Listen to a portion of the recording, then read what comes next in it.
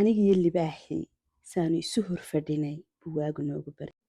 soo dhawaada sallu calaa nabi assalaamu calaykum waraxmatullahi wabarakaatu waa mar kale iyo sheeko ka mida sheekooyinkeena taxanaha ahaa magacaygu waa milgo waxaan ku dhashay deegaanada togdheer deegaan ka mida hooyaday markeen jiray 2 sannadood bay dhimatay ayeeday hooyo oo indhala aba ay korsatay 6 sannadood markaan jiray aabbahay bay qaatay waayo aabbahay wuxuu guursaday gabadh markaan anigu 4 sannadood jiray ayada hadda wiil bay u haysaa 1 sano jira 6 sano markaan jiray aabbahay baa iga haystay waxaa la ii diri jiray maqasha 7 sano intaanan gaadhin waxaa la ii diri jiray ari aad u tiro badan aabbahay magaaladuu iska joogu ka shaqaysanayay tacaddi aad u badan bay aayada ii geysatay haan miyiga waxaa lagu cabaa haamo waxa la yidhaahdo oo la xidhxidho way iga xidhxidhi jirtay si aanan u furfuri karin biyo la-aan hal mar habeenkii in biyo yar siiso qudhayda haraaday sugan bay idiin soo xoolaha raacidoodii sidii baan sii waday garaacidda igu sii badnayd caruur badan bay dhashay maamadii aabbahay qabay oo aabbahay u dhashay inkastaan ka ugu weyn 5 sano ka weynahay haddana way isu soo wada xigxigeen iyagoo sanad bay kala weynaayeen way ii qaban jirtay waayo kuwar waan de ka xoog roonahay soo maaha labada gamcood inta ii qabato beedhi jirtay dila markaasay si xun ii garaaci jirna ii googoosan jiren waayo dee ciyaal bay ahayeen oo iyagu may garanin walaalaad tihiin iyo waa inantiini toona miyiga aqal baa la dhistaa waa markii aan soo weynaaday la soco oo 12 jirkaygii aan soo gaadhay caws hadduu yahay wax kaloo aqal la sameeyo hadduu yahay aroor hadduu yahay ariga oo lasoo cabsiiyo dhaanka reerka intuba waygu keligay geelun baan la ii diri jirin oo geela wiilan ilmaadeernahay baa hayo aabbahay xoolo ku siin jiray hawl guri inta kale anigaa kow ka ahaa waxaa laygu garaaci jiray ariga markaan soo xaraabinaya sideebaad xaaba u keeni weydaa sababto taa ariga iyagu aad buu u fara badnaa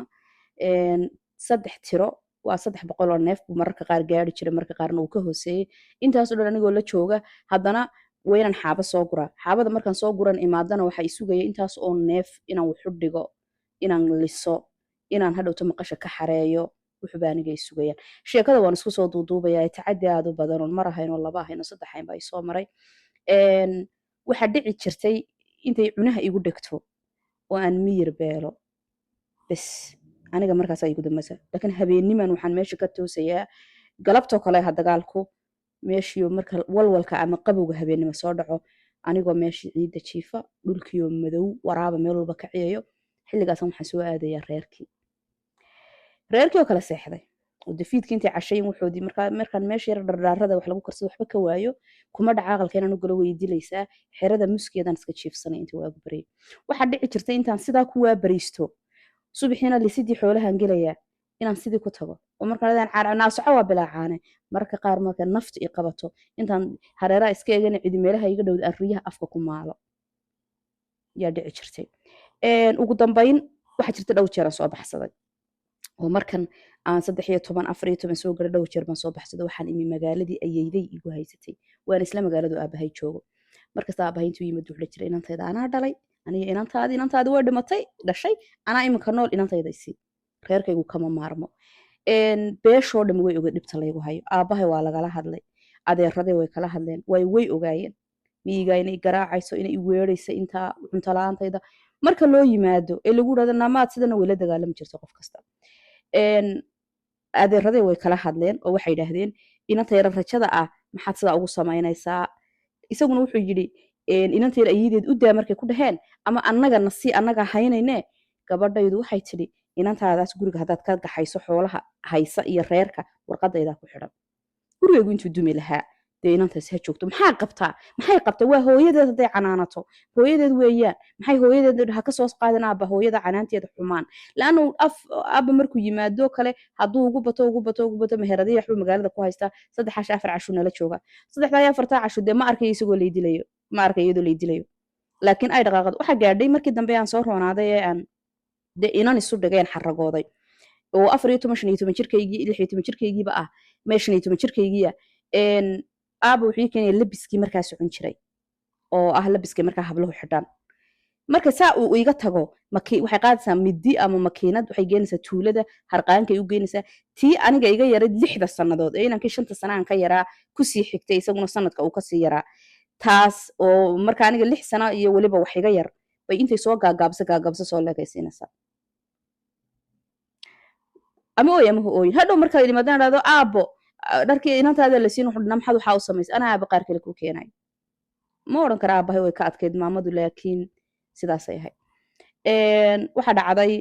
hooyaday aniga way dhimatay dahab baa jirtay ayaa hooyaday aniga iiga tagtay dahabkii waa aabbo yidhi dahabkaas hooyadaabaa iiga tagtay maantana waxaa tahay 14 jir waa dhaaftay 15 jir baatay waxaan rabaa aabba inaan kugu wareejiyo waa murriyad iyo dhago murriyad waxaa la odhan jiray dahab malaha xilligaas socon jiray waa silsilad sidaan u fahmaya laba dhagood maamad intay saa eegtay bay tiri dahabkan anaa qaadanaya waryaa geela kasii wax markaasaan dhahay anigaa le waa mahabkii hooyaday naasiida baastaradehay aba wuxuu aaba iska daa geelan wax kaasin marka intaan xoog u ooyay waxaan u tagay dee dadkii ehelkayga ahaa adeeraday miyiga waa taqaanayn badan baa laysu socdaa markay yimaadeenna wuxuu tiri guriga warqadaydii baa ku xiran warqadaydii wuxuu adeeradii markii waa maxaa xaas wuxuu intaan furi lahaa maxaan ku dhahday geela wuxuu ka soo saaraa inanta yar gaar u lahaato geelii la iga soo saaray la yidhi waaye geela awoowa qaado raaliska una iyadun baa dib u qaadatay oo markii dambe waxay tiri kanna way caana badanto anaa raba kanna ha lay iibiyo dahab baan siisanayaa awrkii ay dhaleen wixiiba iyadu dib ugu baxay haddaba intaanu geelaba bixitaankiisa la gaadhin markii aan soo gaday sanadkii 16aad ii bilaabmayay oo 15kii xilligaa ii dhammaadeen horaantii aan soo galay bilihii u horreeyay sanadkii 16aad baan go'aan waxaan ku gaadhay inaan kasoo baxsado aabbo gabadhan uu qabo walaalkeed oo nin weyn oo gaboobaya oo caruur badan haysta oo maamadii ka dhimatay oo ishaala oo nin gabadhiisii horeba waan garanaya daris bin si xun u garaaci jiraya aabbahayna aniga haddaanu ka weynayn leeg wuuba ka weyna aabbahay yaa wuxuu ku dhahay walaashii inantan yar baan rabaaye xoogga furane halagu siiyay tiri aabbahay batu waxaa tii ninka halas wuxuu isii aabbahay hadalba kamuu gelin hayuu dhahay waan ku siinaya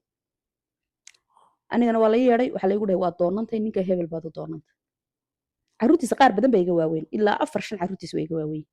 oo markan waaba qaar waa la qabaaba qaarna guriye leyn wuxuu dhahay ninkaasaad u doonantay qori buu ii keenay qorigaasaa magaalada aan ku hayaa geelna wuu ii ballan qaaday wuu keenayaa 20 halaad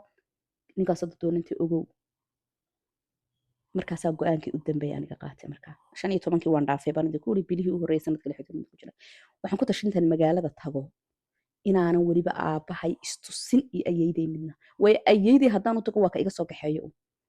magaaladii baan tuulaan adigu waan guday habeenkii markaan xoolihiisaa u xareeyey cadday ahayd ee la kala jiifsaday baan bigiray si aan u ordayey waagaa ii baryay marka waxaa jira inamadii uu dhalay iyada walaalkeed oon ka dhuumanay isle way ku soo helay iyadu ima soo gaadhaysay marka markii waagu baryaan arkay go'ii aan huwanaa waxaa jira go' aan marna dhexda ku xidho marna dee dusha ka hagoogto go'ii baan dhexda ku xidhay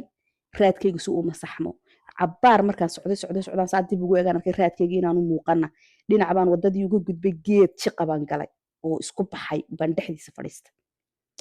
sababtoo waxaan ogahay inay inamadii eedada ay u dhahaysa doona gabadhii dee aabihiin la siiyey way baxsatay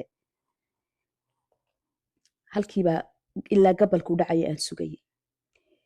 maalintaasoo dhan waddadii indooraan waddada ka durkoo ma arkaya cidda maraysa dee kole waa la iraacdaysaan marka dambe maqlay waa la iraacdeeyey ilaa tuuladii bay gaadheen oo anigu aanan markaa gaadhin oo waa de tuuladii waanigan gaadhi lahaaye waxaan si raggaa xoog gala marka lagaa soo daba dira dhexda lagaa soo qon tuuladan in badan baanu u jirnay oo umaanaan dhoweyn waxaa dhacday casar gaabkii markay ahayd cadceedu liiqa si dhegeysan geedkii kasoo baxay sidina waan u qatanahay la socda waddadii baan maray markaan cabbaar socdo waxaan dareemay xooga miisaan igu soo dhawaanaya miisaan anoo meeshana libaax baa aad u jooga in yar haddaan socday oo anigoo dhan sidii wax naxnaxsanaan ahay baa libaax wuxuu igaga soo booday surin aad iigu dhow oo sidanoo kale waddada u goynayo laba geed dhexdooda sidaanaan isugu soo waabaraysin labadeeda qac iyo qac anigana waa naxay isagana kole wuu iga naxsaday waxaan is hortaagnayn muddo aan odhan karo 10 daqiiqo weyta oo midkaayna aanu hadlin deelan anigunba hadlay isaguma hadlayni waxaan maqli jiray marka hareerahaan eegay wax geedoon ka gaadhsiin karaa ma jiro oo inta laba qofoo wada taagan isu taagan in leeg baan isu taaganay urta iyo qarmuunka iyo waxa kasoo baxaya isoo gaadhaya waad yaabaysaa waxaan maqli jiray libaaxa looma cararo haddaad cararto wuu ku cunayaa saasaan maqli jiray cabbaar markaan aniga libaaxii isu hortaagnayn ayaan iska dhaqaaqay waddada jambi ahaan baanu iskaga beeganay jambigii kale intaan u bayray macnaha haadad ma laho waa waddo yar laakiin dhinacii uu kasoo joogay isaga dhinacu ka iman igaga soo jeedo dee dhabarkiisii baan u dhaqaaqay wii soo dabagalay gabalkii baa isla kay dhacay maqrib dabadii bay noqotay shaacii waxaan arkay inuu sii madoobaanayo waxaan eegeegtay markaa geed aanu xaggiisa dambe bannaanayn macnaha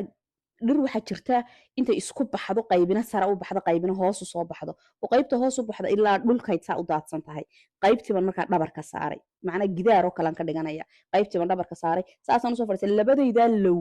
baa labadeeda gamcood hareeraha intaan ka mariyaan saasoo kale xag usoo wada siiyey dee ina yaro dhuubanna waanahay isna hortaydu soo fadhiistay labadaa jeeri buu saa usoo kala bixiyay intii dambana uu kusoo fadhiistay afkuu kala qaada afka markuu kala qaado waxaan is idhaahdaa macnaha waxaad moodaysa inaan gudaha afkiisa ku jiro oo libaaxa gudaha afkiisa inaan ku jiro halkii waxaan is hor fadhinaba wuxuu jimjimicsado marba adin kala bixiyaba wuxuu marba saa afka igu soo kala qaado miciyo dhaadheerood moodo inay huure ku taalo uu sidaa u kala qadartaba naqaska afkiisa kasoo baxaya qarmuunka waa tacajabaysaa markuu intan baan dee isku jirnaa habeenkaa hurdana ima qaban dhawaaq kale iyo libaax kale ilaahay nooma keenin isagana intaa imuu soo dhaafin waagu markuu baryey oo weliba si fiican wax loo kala arkay ayuu istaagay cabaar ba idul taagno saa ii eegayey wuu iska dhaqaaqay xaggaasoo kale u dhaqaaqay waa fadhiyey markuu iga lidhbay because waxaan isiri bilo intuu sidan kaaga yara dhaqaaqo kuu dhuumanayaa kugu soo dhaa maan islahayne runta haddaan ii sheega caagun baan iska ahaa caagoo kalean iska ahaa because markaanad filanaynin gurmad ama miciinkuu imanaya ama cid kaa soo gaadhaysa halistanaad ku jirto ama cid aad u qaylo diranayso kuu dhowo intaad qaylisa kaa soo gaadhaysa awoodina tee awood kaa xoog badan libaax yahay wax cunaa intaasoo dhabe markay isugu kaa darsanto runtii waa naftu igamay bixinoo waa run laakiin waxba kaloo dareenaho markaa malaha ii dheeraa ma jirin caagun baan iska ahaa markaan runta ka hadlo cabbaar markii uu iga sii maqnaa baan kacay waxaan kala furi kari waayey gamcahaygii sidaa isku ahaa iyo labadeydii lowo dhexda igu jiray gamcihii baa ii kala furmi waaye cabbaar bay igu qaadatay inaan gamcahaygu sidii wax isku qalalay oo kale noqdeen adigu waan kala bixiyey ugu dambeyn waan istaagay hareerahan eegeegay geed waxoogaa ay jiraan arkay geedkii baan ku yaro orday waan koray waan eegay markaa wuu socday markaa waagina wuu soo caddaaday meel kayno aniga ii dhow buu galay si aan geedkii ugu taagnaa buu kayntii haddana xagga kale uga baxay waaye kayn yar bay ahayd sidii wax ordayo kalu markaa sameeyey meel iga durugsan oo kaynu ku lidhba geedkii baan kasoo daadegay waxaan isiri haddaba raacdadii shalay kolley way ku daba socotaaye ka gaadh because tuulada gaari waxaa jira aroorta hore baxo caana qaada iyo dadka wixii ari iibinaya ama si aan usii ordayay gaajo iyo cabsi iyo laba cashaad qataneedii adaa waxaa lagu yidhaahdaa naftu waa macaan libaaxa dambo halkan iigu yimaado gobolka iigu dhaco taaguma hayo because xalay baan wax soo arkay soo maaha tuuladii baan soo galay ilaah iidankii waxaan soo gaaray iyaga oo shaahay u dambeeyey dadkii ku ag cabayaanba gaadhigo inuu dhaqaaqa la rabo xagaad ku socotaa waxaan dhahay hooyaday ayaa joogta magaalada oo iga kinsi oo idin siinaysa noolka allah ya raxman raxiim aniga hooyaday xaggay joogtaa waa la i qaaday sayladii baan ka degay sayladii markaan ka degayna waan ka baxsaday nimankii jirada naya keen lacagtii waan ku dhahay hooya imaanaysay sug saan marba mid ishiisa ula meerayay marba in halkaasoo kale i fadhiisiiyeen oo adhi bay rogrogayeenoo meel taaganoo ciidii iyo digii wax ku moosayin bay i fadhiisiiyeen ay igu dhahdeen halkaa fadhiiso aan marba mid ishiisa ula meeray waan fakaday malaha way arkeen inaan waxba haysan oo aad iyaga qudhadu ii heli lahaayeen sayladii waan ka dhaqaaqay bal maantoo dhan mana raba inaan aabbaha iyo guriga ayadii waan garanaya ma raba inaan tago magaaladu waa magaalo weyn caasimada magaalada baan dhinac ka galay waxaan wareego markay maqribkii dambe ahay yaan isadana baqay oon isiri bilo nin waalan gabadh baatee lagu kufsadaa bilo reer baan kusoo beeganay ilaaha weyne waaxidkii bal markaad lunsan tahay waa marka koowaad caawimada ugu badanaad ilaahay ka heshay soo ma ogid reer baan albaabka sii gargaraacay albaabkii bay iga furtay gabadh yari oo laakiin iga yara da'weyno anigu markaa 15 baan dhaafay baan idinku iyaduna gabadh markaa ilaa 18 19 soo soco xagaad ka timay gutu markaas hooyo waa gabadh yar xagaad ka timay saan dhahay gaari baan ka dego magaaladana cid kama garanayo walaalo soo soco bay igu tiri hooyadeed baa xagga dambe fadhi baa yaala guriga waa iska dabagal waa dhagax iska dabagal ah xagga hore fadhi iyo waxbaa yaala islaantu waxbay cabaysa dahaya oo halkaasoo kale u yaalo dabna dusha ka saarayay naxayo waxaan sir dad qalka godkiisiiba haddaad soo gasho laakiin maamada way la hadasho waxay tiri xagaad ka timi magaalada cid kama garanaysa kama garanayna ord siinad waxay cunto alla yaa u sheega sidaan u gaajaysna cuntaa lay keenay waxaan ugu miyir beelay dhidid baa iga da'ay dhidid cuntadii markaan intii hore qam ka siiyey waan wadi kari waaye aniga dhan sidii wax wada qaboobay intaan noqday oon wada dhidid noqday baan liqi kari waaye markaasay u dhahday maad xanuunsanaysaa waxay ii soo saartay dharkaa soo xidho bay igu tidhi meel bay i tustay lagu soo qubaysto meeshii baan kusoo qubaystay waan aqaanaa suuliga waaye ayeydii waan ingeedi kulaha magaaladeeda garado dhowr jeer baan usoo baxsaday waan iska seexday aniga inantii laba firaash baan inantii firaashii ku hurdi agtiisa firaash yar lay dhigay waan iska seexday reerkii islaantii baa subaxii i waraysatay waxay igu tidhi maxaad u socotay waan u sheegay waxaan ku aniga hooye male hooyadee waa dhimatay aayaday aabbahay qaba ama eedaday aabbahay qaba baa ii haysata cadaab hadday jirto cadaab bay ii dhimatay jirkayga nabarada ku yaala haddaa aragtaan mararka qaar xadhiggee igu xidhay baa jirkayga intuu galay oo cadka dhaafuu lafta ku dhawaaday baa dhaawiciisii waxaan la dhaawac ahaa muddo dabeedna waa xadhko saa iigu sasawiran qoobabkii baan tusay edegamci inaa lilaahi islaantii baroor bay lahay waxba kuma siiyo waxaan ilaahay wax siiyo 10 bay dhashay aabahayna igama celinayo markasta wuxuu ku dhahay waa hooyada ayow samir iminkana waxaan ka soo baxsaday aniga oday gaboobay ila ayaa la isiiyey oo 10 caruur oo aqaarigii waaweyn haysta bismillaahi raxmaan raxiim waxay maxaa magaaladan iska shaqaystaan rabay mana rabo inaan reerka iyaga raadsado aabay magaaladan jooga saad waxaa jira iska joog islaantii waxaan la noolaa muddo 2 sano ku dhow islaantu cadan bay ka timid iyo inanteedu waa reer magaal faraha ka kalaamaysa waxaan noqday meel bareefada baa laygu darayo galabtii oo bareefadna waliba ma nin macallin oo xaafad waa xaafad isku soo jeedjeeda nin baa wuxuu u dhigaa farta Soomaaliga iyo xisaabta farti Soomaaliga xisaabka halkii man adigu wax ka barbartay miyii baan ka imi waxa saa laygu sheegay dhab saasan ugu dhagaya shayga lay tusan dhab xoogna dee uma nagiyo waxaan gabadhii 300 ariya aroorin jirtay ee labada awr dhaanka soo dhaamin jirtay waliba iyadu ku shubi jirtay biyaha markay wada cid kale darka gasha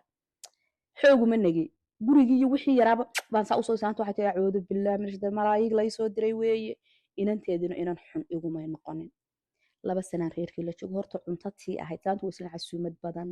marba dad baa u yimid waliba dadka madaxda magaalada saantu ku xidhan horta tii cunta ahayd meel baan iska saaray waxaan noqday ku dabaaqul very good nice maxaan idinku sheegaa ad waxaan noqday gabadh cunta karinta meel iska saartay professional cook kadibna maamadii odaygeedii baa u yeeray inantoodan iyo waxna waa la aroosayay way naga tageen odaygii cadan bay ku noqdeen marka waxay tiri iraac marka anigana marka qurbado waxaas waan ka cabsanay waxaan ku dhahay anigu kuma raacayo cadan ma aadaye meelan ka shaqaystay igee ma raba inaan miyigii aabaha iyo meesha dib ugu noqday